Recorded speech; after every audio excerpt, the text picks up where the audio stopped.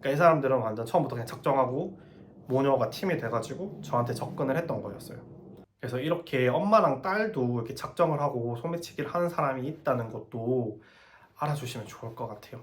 안녕하세요, 나원재입니다. 오늘은 제가 바르셀로나에 1년 6개월 동안 살면서 소매치기를 무려 5번이나 만났는데요. 그에 대한 이야기를 해보려고 합니다. 저는 코로나 이전에 6개월 정도 바르셀로나에 거주하다가 코로나 후에 1년 전부터 바르셀로나에 돌아와서 1년 조금 넘게 지금 살고 있는데요.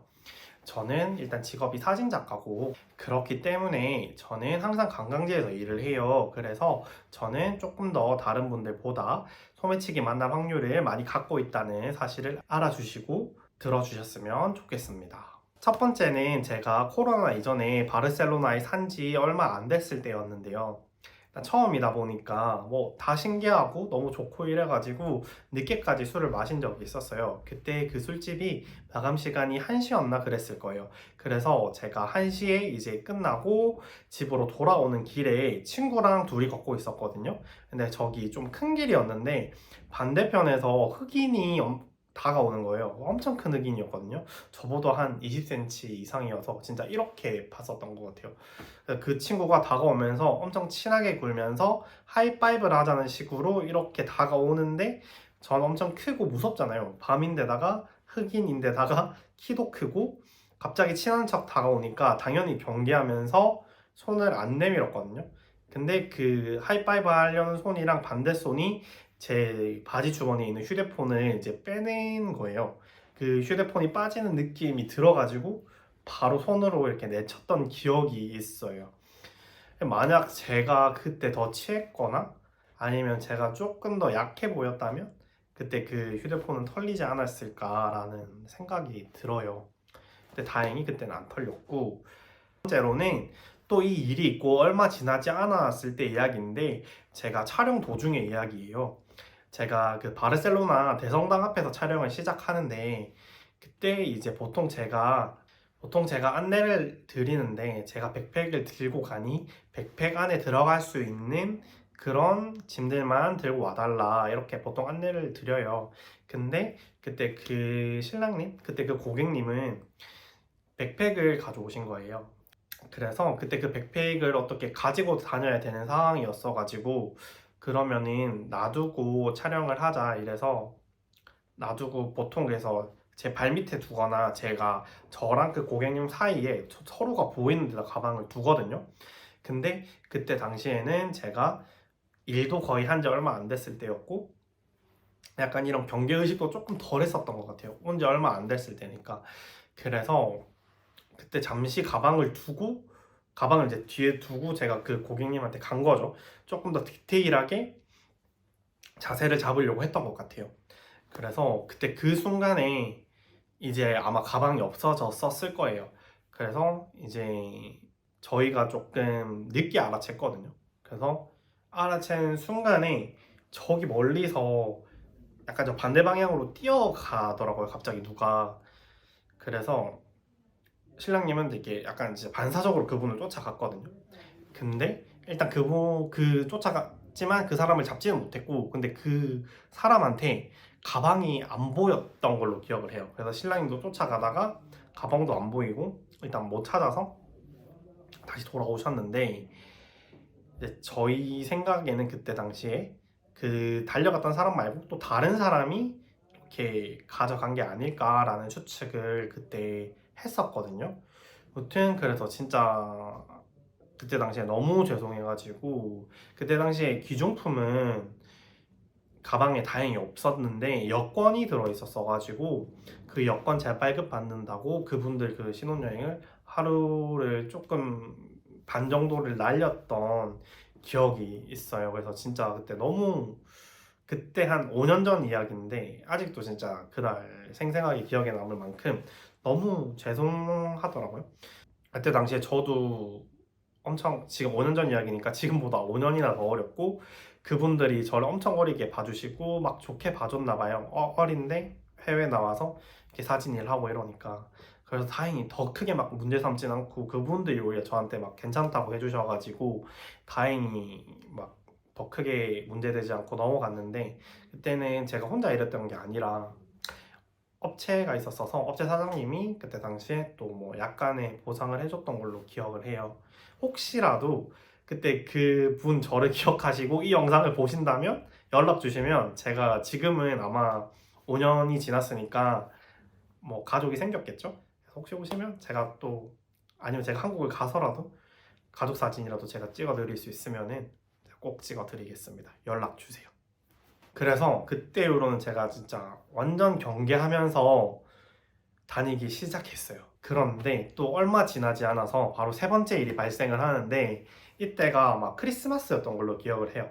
제가 정확히 기억을 하는데 19년 크리스마스였어요. 이걸 왜 기억을 하냐면, 촬영 때문에 그 항구 쪽을 갔거든요. 근데 그 항구 쪽에 그때 당시에 수영 대회를 하고 있었어요. 근데 약간 산타 수영 대회 이런 느낌이어가지고, 그 수영 모자를 다들 루돌프 모자 아니면은 산타 모자를 쓰고 있었거든요.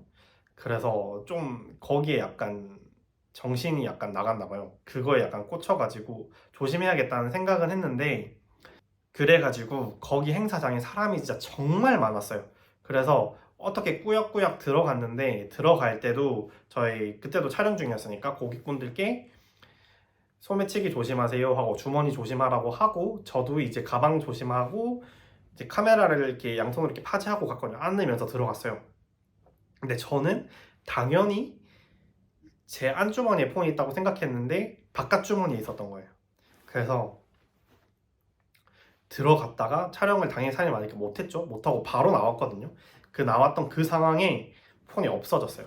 일단 폰이 없어졌고 저는 바로 그걸 알았거든요. 근데 일단 촬영 중이잖아요. 그래서 일단 이 촬영을 망치면 안 되겠다는 생각이, 폰이 없어진 걸 알았지만 어차피 그 사람 찾지도 못하고 사람이 너무 많으니까, 그래서 그 그래서 그냥 촬영을 쭉 진행하고, 촬영을 끝내고 나서 모든 주머니를 다 뒤져봐도 역시 폰은 나오지 않았더라고요. 그래서 역시 그때 털렸구나 라고 생각을 하게 된 거죠. 이제 그냥 지나가는데 인파가 너무 많으니까 이렇게 다 부딪히면서 가는 상황이었거든요. 그런 데를 갈 때는, 일단 그런 데를 갈 때는 일단 무조건 더 조심해야 되고, 바깥 주머니에 진짜 뭐가 있으면 안 돼요. 절대로. 여기까지가 이제 코로나 이전의 이야기고요. 확실히 코로나 이전에 제가 체감하는 거는 훨씬 더 소매치기가 많았어요. 훨씬 더. 왜냐면 이제 그때는 진짜 길 가다가 의심스러운 사람이 너무 많았어요. 저는 이제 항상 관광지에 있다 보니까 항상 비슷한 사람을 같은 시간에 맨날 만나게 되고, 근데 그 사람들은 뭐 일을 하는 게 아니거든요. 계속 어슬렁대고 있어요. 그 사람들이 다 소매치기라고 생각을 했고, 그 당시에. 그리고 그게 아니더라도 그냥 길 가다가 보면 소매치기 같은 사람들이 너무 많이 보였거든요, 그때는. 근데 지금은 이제 코로나 때 일자리를 다 잃었는지 뭐 어땠는지는 모르겠지만 확실히 그때보다는 없어요. 없는데, 바로 네 번째 이야기를 해보자면, 아까 두 번째랑 거의 비슷해요. 두 번째에도 제가 바르셀로나 대성당 앞에서 촬영을 하다가 없어졌다고 했잖아요. 근데 여기서도 바르셀로나 대성당에서 이제 바르셀로나 대성당 앞에서 촬영을 하다가 없어진 건데, 이때는 뭐 짐이 많았나 그랬던 거 기억이 안 나는데, 일단 겉옷을 그때 못 넣어드렸고, 그리고 신부님 가방이 있었어요. 가방이 약간 여자분들 이렇게 옆으로 매는 가방 있잖아요. 그게 제 가방에 좀 애매하게 안 들어가지더라고요. 그래서 안에 있는 기중품은 다 제 가방 안에 넣어드렸는데, 좀 그래도 잡다한 물건이나 이런 거랑 가방은 그냥 그대로 두고 촬영을 했거든요. 근데 촬영하고 있는데 그때도 제가 이전 상황과 똑같아요. 근데 이번에는 제가 좀 더 경계를 했죠. 당연히 네, 약간 그 고객분들한테 제가 다가가서 설명해드리기 전에 이 가방 주변에 일단 사람이 있나 없나 다 살폈거든요. 근데 저희 주변에 사람이 없는 거예요. 그래서 빠르게 갔다 오면 되겠다라고 생각을 해서 진짜 빠르게 다가가서 잡아주고 바로 이렇게 딱 봤거든요, 가방을. 근데 가방이 없어진 거예요, 그 찰나에. 그게 한 진짜 5초에서 10초 정도 사이. 그래서 진짜 아무리 생각해도 이거는 말이 안 된다 싶어서 제가 바로 빠르게 주변을 돌아봤어요, 그때 당시에. 그래서 제가 딱 봤는데 누가 봐도 수상한 사람이 한 명 반대편으로 걸어가고 있는 거예요. 그래서 제가 그 사람 한 명밖에 없었어요. 그래서 제가 바로 뛰어가가지고 그 사람을 어깨를 딱 잡았죠.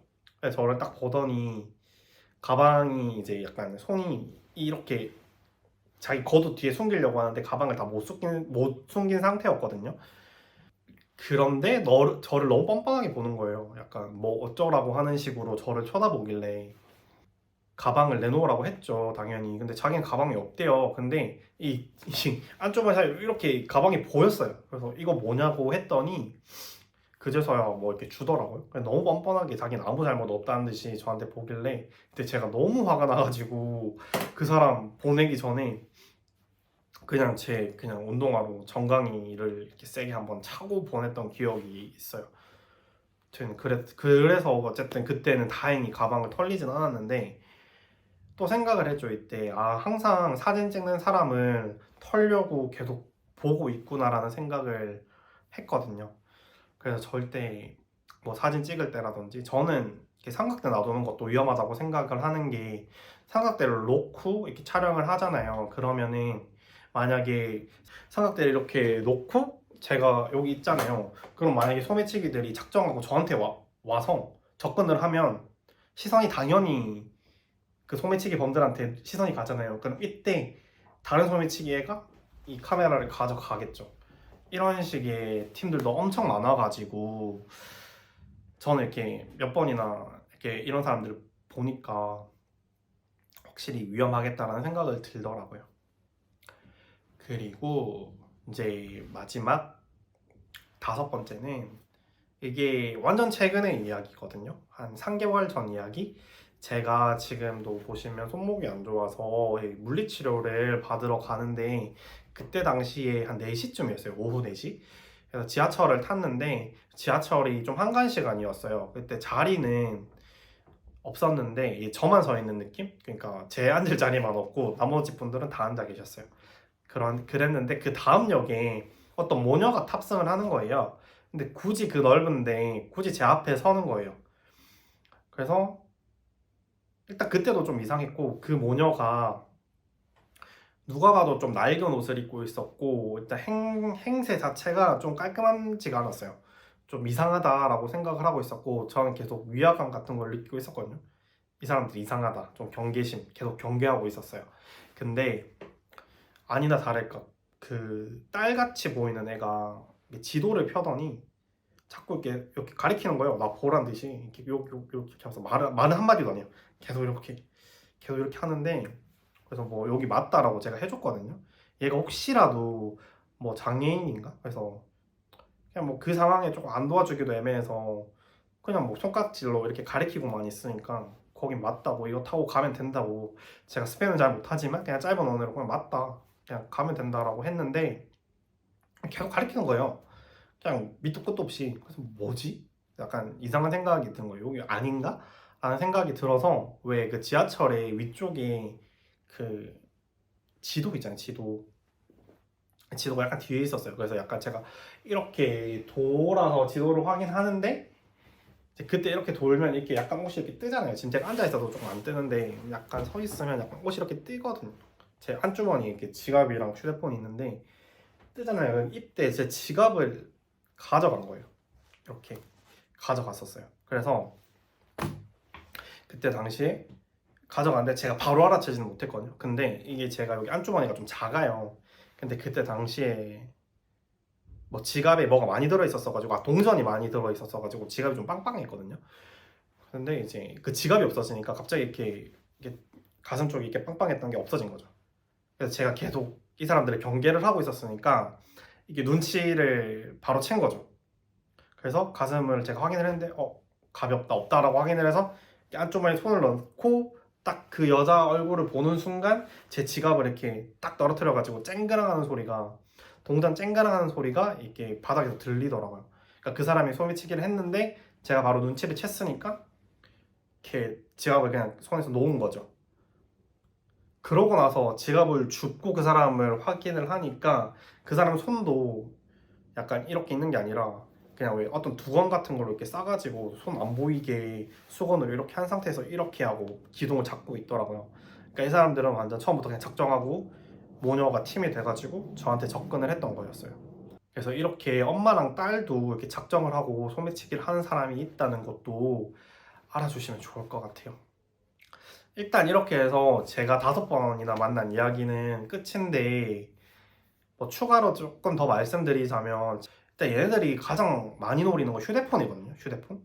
그래서 제 생각에는 항상 지금 뭐 저도 항상 매는데 휴대폰 방어하려면 힙색이 최고인 것 같아요. 힙색에 넣고 그냥 다닌다. 뭐 거기 자물쇠를 뭐 끼우면 뭐 더 좋겠지만 사실 그렇게까지 안 해도 힙색만 메고 있어도 소매치기가 접근 자체를 잘 안 하는 것 같아요. 왜냐면 그 친구들은 항상 노리고 있거든요. 누군가를. 근데 좀 타겟을 쉬운 타겟을 찾지 이렇게 꽁꽁 싸매고 있는 사람들을 아예 타겟에서 제외를 해버리는 것 같아요. 제 생각에는. 아무튼 이렇고 제 영상 보시고 조금이라도 도움이 되셔가지고 여행 중에 소매치기가 안 당하셨으면 좋겠습니다. 네, 이번 영상은 여기까지고요. 혹시 제 영상이 조금이라도 도움이 되셨다면 좋아요 한번 눌러주시면 좋을 것 같고 혹시라도 저한테 예약을 하신 고객분들이 계시다면은 짐을 최소화해서 와주시면 정말 감사하겠습니다. 제가 그 가방을 신경 쓰면서 촬영하기가 너무 힘들어요.